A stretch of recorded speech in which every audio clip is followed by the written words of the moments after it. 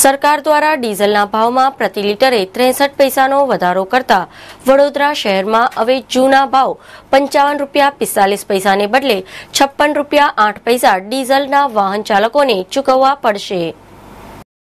ડીઝલના ભાવમાં સરકાર દ્વારા લીટરે 63 પૈસાનો વધારો કરવામાં આવ્યો છે, જે મંગળવારથી અમલી બન્યો છે। આ ચાલુ વર્ષે સરકાર દ્વારા છઠ્ઠી વાર ડીઝલના દરમાં વધારો કર્યો છે। ગઈકાલે ડીઝલમાં કરેલા ભાવ વધારામાં વેટનો સમાવેશ થતો નથી।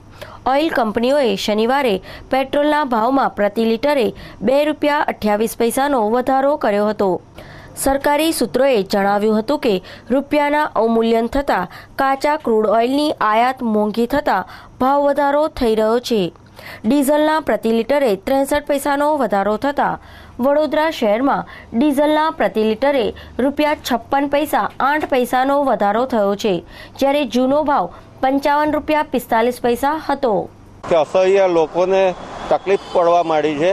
ડીઝલમાં ભાવ વધ્યા, પેટ્રોલના વધ્યા, ગાડીની જગ્યાએ હવે સાયકલ પર જવું પડે એવી સ્થિતિ આવી ગઈ છે। એટલે સરકારે વિચારવું જોઈએ અને આટલા બધા ભાવ વધારામાં રોક લગાવવી જોઈએ।